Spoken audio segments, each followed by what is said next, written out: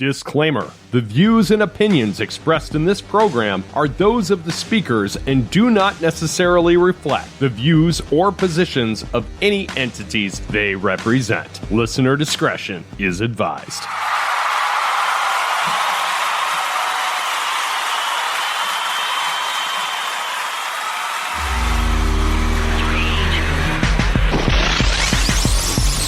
Growing up in a musical household, my next guest got a cell phone in the 7th grade, and it inspired him to start creating his own sounds. Initially using YouTube to help him craft compositions, he eventually transitioned to his father's computer, an established band leader in his own right, and a whole new world of opportunities opened up to him, citing new influences like Pharrell and Tyler the Creator, while paying respect to traditional artists like Prince, Rufus, Michael Jackson, and Quincy Jones. Jru Anthony is ready to make his own mark on the music industry with his debut album, Life for Now. And he's joining me on the podcast today. Ladies and gentlemen, this is Caught on the Mic.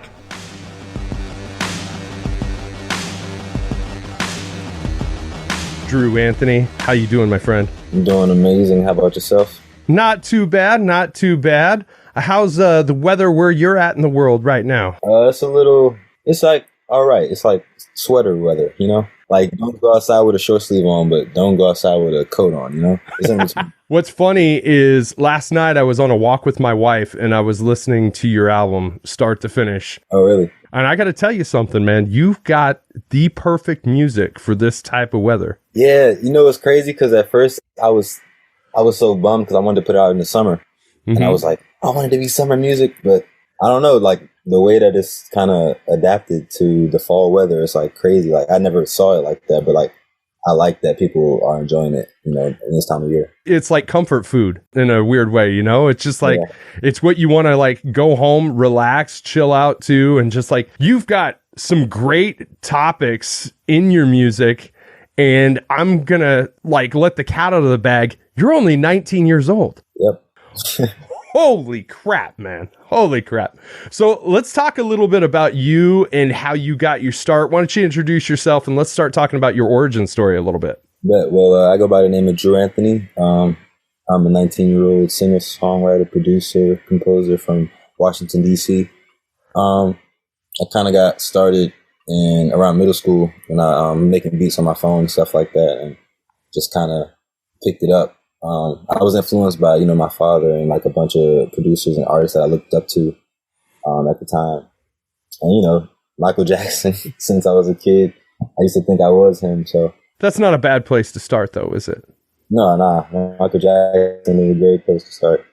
Yeah.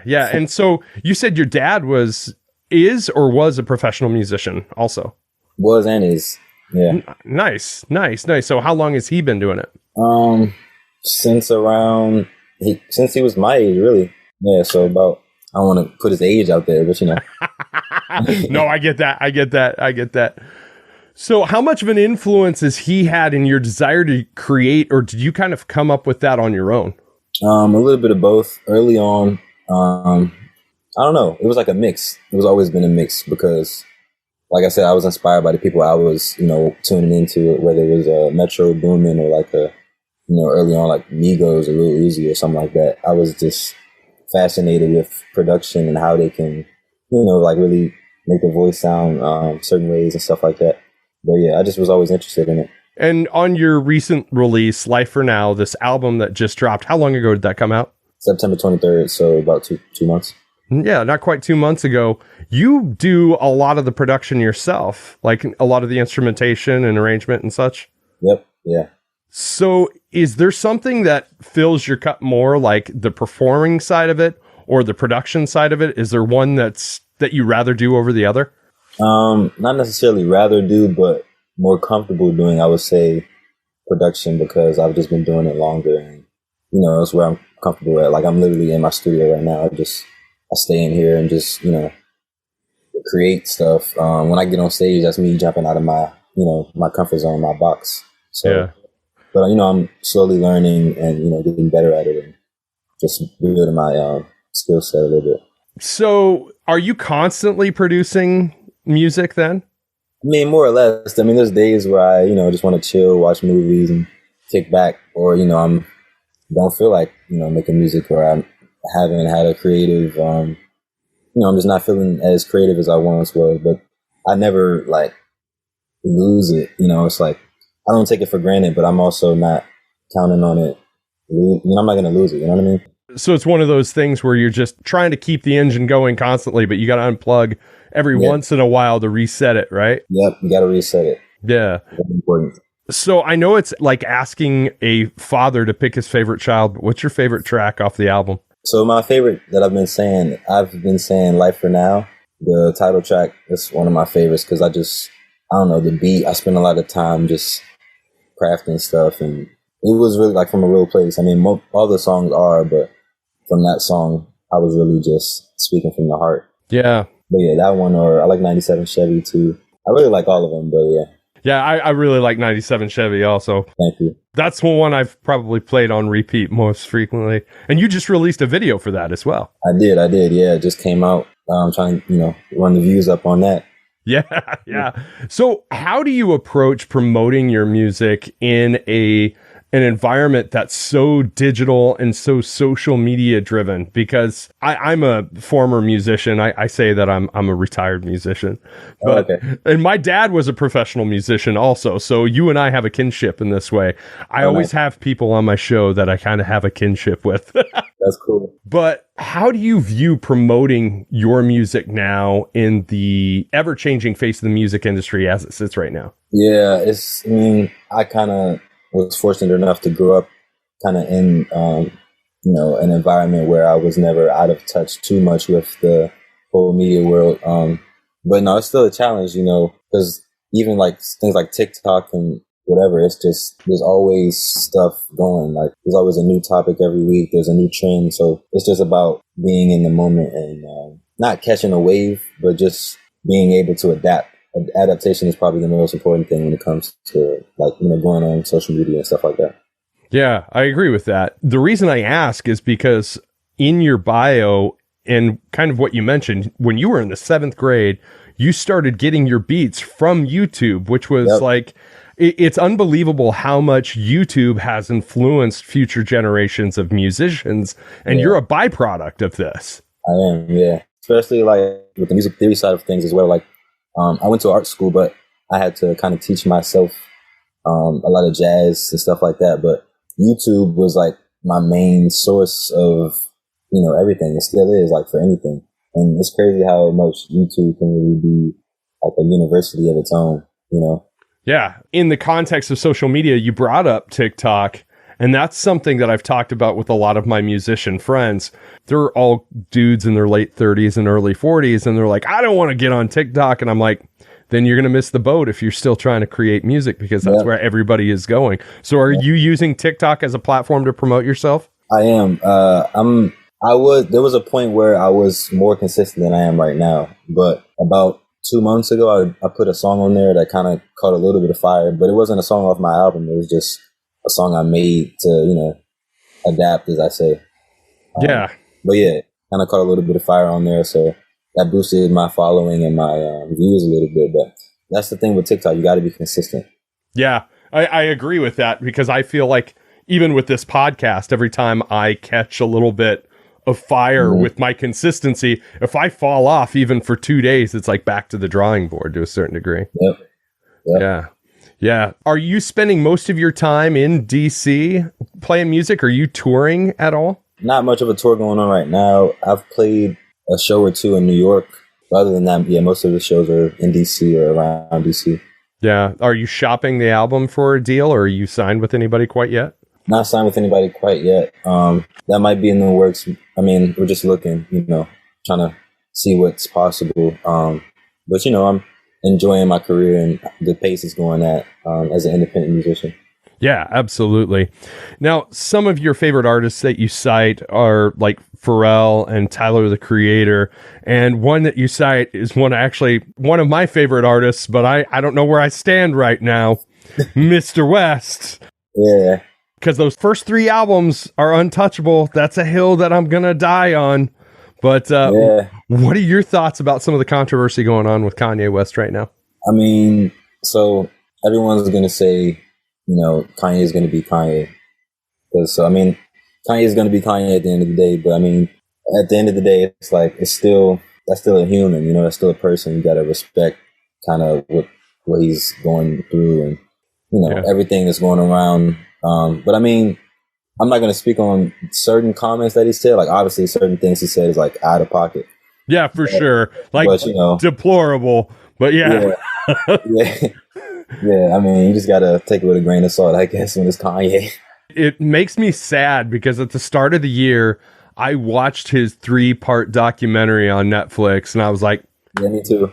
This is it. This is the comeback. This is the comeback I've been waiting for. Yep. And then this shit happens. It's like, God damn it, Kanye. Yeah, it's like you can't defend him because he just, Right. Absolutely. Absolutely. But going back to another producer I mentioned is Pharrell. Mm-hmm. I love Pharrell's production. I'm a huge fan of Pharrell. I'm a huge fan of Timbaland. Like, where do you see yourself? Do you see yourself producing other artists in the future, or are you in the process of producing other artists? I am. I have about maybe 3 or 4 projects of other young ladies that I work with that I'm looking to put out either next year or the year after that. So yeah, I'm definitely in the game of producing other people. I love doing this. So fun. Yeah. So how do you differentiate stuff that you're producing for yourself versus stuff that you're producing for other artists?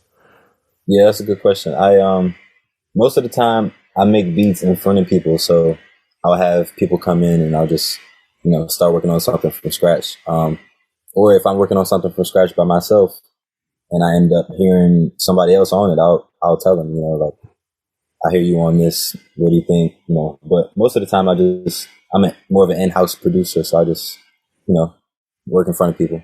I like it that way. It's more organic. Last week, I was listening to a podcast, and one of the greatest producers of all time, Rick Rubin, was on Joe Rogan's podcast, and it was so good because, he was a punk rock guy. He got into hip hop. He got into hip hop in the early ages of it, and then he got out of it, and then he got back into it. But it was so great to listen to his process on how if you're creating what's popular, then you're not creating any opportunity for yourself to be discovered or be recognized as being unique. So considering all of that, what are some tricks that you have that, you said, what do you feel sets yourself apart from other artists similar to your genre? Yeah, I kind of just create whatever I'm feeling, and I don't like to box myself into any genre or any kind of sound even. I don't know. I just really create what I'm inspired by, create how I'm feeling at the time. And like, people give me suggestions like, maybe you should make the drums more normal. Or, I don't like to, I don't know. I hate the word normal, but like, I don't like to be considered normal. I feel like it's just such a, I don't know. It's something about it. No, I think that's artistry speaking through, and that. Yeah, you can't be an artist if you're normal, can you? I mean, what is normal, Right. So how important is the role of mentorship in the business, especially from a production standpoint? Who are some of your mentors? Yeah, mentorship is very important. Like myself included, there's a lot of people with, like, a lot of young people with talent that just need, like, you could be the most talented person in the world, but you still need some sort of, fine tuning, some sort of direction and guidance, really. And there's, just people that have been down your road that you should listen to because they've been down your road. Yeah. Now, it's not the same exact road, but they've been in a similar situation. So yeah, you just got to listen to people, especially people that are older than you, with more experience. But yeah. Who are some of your mentors? Dave is one of my mentors. My manager, Tom Goldfogel, my father as well. Yeah. And, just people that I meet. Like I had a run-in with Pharrell, which was crazy. That's awesome. Something in the water. Yeah. That was insane. But, yeah, people that I meet, like if I'm so fortunate to meet, like, especially like somebody like Pharrell, like he's on my wall, in my bedroom. like that's crazy. Like people that I've been looking up to. So And you know, kind of drawing another parallel to what you do as an artist and what I'm kind of at as a podcaster is I'm growing my show, and I'm sure as you growing your music, it's kind of crazy to cross paths with people you respect and that you never think you would have crossed paths with before, isn't it? Yeah, it's insane. Is Pharrell the biggest one so far? So that day was kind of special because I went to the festival and I was backstage. So I just met like a bunch of people at once. Yeah. But yeah, I ran into Pharrell and I also saw Tyler, but I didn't talk to him. Oh, wow. Yeah, so like it was like 2-in-1 kind of day, you know? That's awesome. That's amazing. So whenever you're producing a track, does your dad ever get involved and kind of give you some feedback and some pointers, or just maybe you should try this instead of that? Just ways to kind of like inorganically change it around a little bit? Yeah, sometimes like I'll play records that I'm working on, like in the car, or, you know, just tell them to come in the studio, like, hey, can you listen to this? And you know, sometimes I listen to them, you know. Oh my gosh, that's hilarious, because so my dad played music professionally as well, and when I was a teenager, I had no idea where I was going to go with it. I thought I was going to be an actor. I wanted to be a famous musician. I was about, I'd say 15 or 16 years old, and I'm sitting down with a guitar, and I used to listen to records and try and play along, try and sing along. And my dad was one of those guys that was just so good at it that he had absolutely no patience as far as being a teacher. And he told me at that point in life, and I was only 3-4 years younger than what you are right now. He said, man, if you don't have it figured out by now, you're probably not going to do this. So I had to go prove him wrong, and I turned around and I released 7 albums. How do you face skepticism? And do you have people in your life that are skeptical about where you're going to go with it, or is everybody supportive? I feel like there was definitely points in my life where I experienced skepticism, especially in like high school, early on. I mean, you know, being an artist in high school is like, I don't know, being the minority. Because like you really just, I don't know, it's like something about artists. I mean, I was fortunate enough to go to an art high school, so it wasn't that peculiar. Right. But like think about artists that go to like regular public schools. You know, everybody's looking at them like, oh, he does music. Oh, you know, he wants to be this big star. That's not going to happen, you know? And it's just that energy. But you have to overcome it, and you got to believe in yourself at the end of the day. Absolutely. And I think you weaponize that and use that as fuel for your fire, right? Yep. Yes. So what's the source of your inspiration? Really just music that I find. I find a new music every day. And, you know, I go see artists. Like I went to see Thundercat. Oh, dude. Yeah. Yes. Yeah. Have you ever seen that Tiny Desk concert where he plays with Mac Miller? Yep. Oh, that's so dope. Yeah. I love that. I love changes. I love dynamic changes. And I think that's the difference between a good musician and a great musician. Anybody can write a song, but if you write a song with dynamic changes, and Thundercat's really good at that. And actually, that's something that I noticed. I was listening to your album before we started recording. You have some great changes, and especially in 97 Chevy, towards the end of the song, you just have this dynamic change that I'm like, oh shit, where did that come from? I'm assuming that's intentional, right? Yeah, it is. I mean, like I said, I'm kind of just creating what I feel in the moment. So I wasn't really thinking, but like once I did it, I was like, oh yeah, that's really cool because it comes from this place and it goes here. And that's kind of what most of my ideas end up being. Like I reflect on them afterwards, and I'm like, oh, that was actually kind of cool. But I mean, in the moment, I just kind of just go, you know. So let's talk about one of your songs in particular that seems to be pretty personal. Move On. Why don't you tell a little bit of the story behind that? Yeah, so Move On is kind of just, so to give you a little bit of backstory, it's like, I went through maybe about 2 or 3 or maybe even 4 situations back to back that were kind of just like the same thing happen. Like, you know, you get into it with somebody and then they can't decide if they want to, you know, commit to you. And then it's like, well, I don't know if I want to do this. I'm gone. You know, they have the fight or flight kind of thing. Like they just go away when you get to the point where it's time to get serious. Right. So yeah, that kind of just happened like back to back to back. So I kind of just had to reflect once it happened again. I was like, dang, like this is the same like chaos in my brain, like, you know, it's wrecking me, like, you know, making me go feel like I'm going crazy.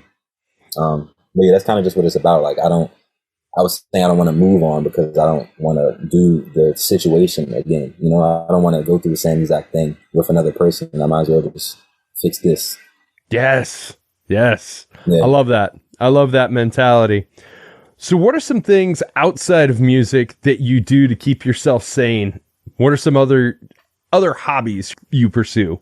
Listen to music, watch movies, go on walks, talk to my friends, you know, see certain people in my life that are special to me.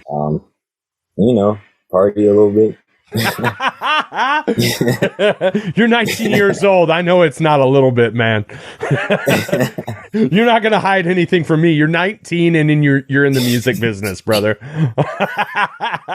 Yeah. Yeah. Get a little crazy sometimes, you know? Yeah, for sure. What type of movie is your favorite movie? That's a good question. I don't know about genre. I used to say I like coming of age movies, but like, that's not, I mean, I like coming of age movies, but I like other movies as well. So it's not entirely true. But my favorite movie is Kill Bill. That's my favorite movie of all time. Yep. You said Kill Bill, right? Yep. Oh, hell yes. Yep. The second one was my favorite of all the Tarantino movies. Kill Bill 2 is my favorite movie. That is hilarious. So what do you think about the idea of them making a Kill Bill 3 with the little girl all grown up? Have you heard about that? Yeah, so I watched Stranger Things, so I know about her. Yeah. And I love Uma Thurman. So like, I don't know. I think Maya Hawke could play in a Kill Bill movie because she's just so talented. And you know, I feel like she could pull it off. I don't know if she would be playing, like, I don't know how it would work. Like, would she be playing a new version of Uma? Or like, would she be the new bride, you know? Well, so there's a theory rolling around, you know, Vivica A. Fox's daughter in the movie watched her get killed by the bride.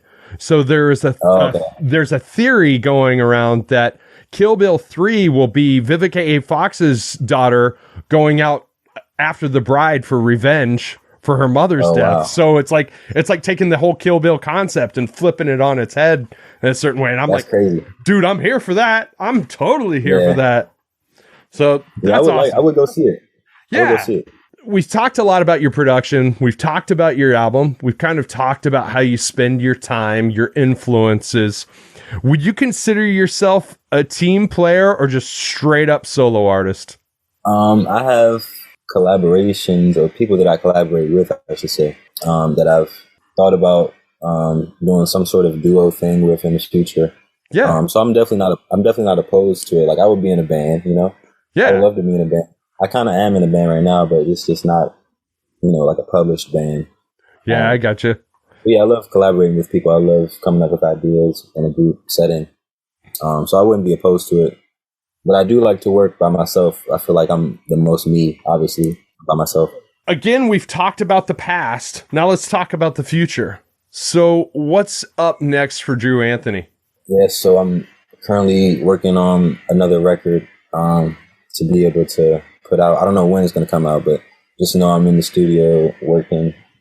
I'm also working on another record with a friend of mine, Miss Key Bonita, trying to put that out next year. She's excited about it. I'm very excited as well. Awesome. And, you know, just projects that I'm producing, projects that I'm working on that I can't really announce yet. But, you know, things are coming. Gotcha. Yeah. So what's your advice for making the world a better place right now with everything that we've been dealing with the past couple of years? I think first it just needs to start with people fixing what's going on internally. You know, I feel like everybody's worried about what's going on elsewhere. People just need to focus on themselves first, you know? I feel like that would just already make a automatic impact on how the world is. Like, if everybody was a better person, the world would be a better place automatically, you know? I use the analogy, the air mask. You've flown in an airplane before, right? And they talk about the air mask. They want you to put the air mask on your face before you put it on your child's face. And the reason being is you're no good to anybody else if you can't take care of yourself first. Yeah. So that goes to exactly what you're saying, my friend. Yep. People just need to reevaluate and, improve. So where can everybody find you online, sir?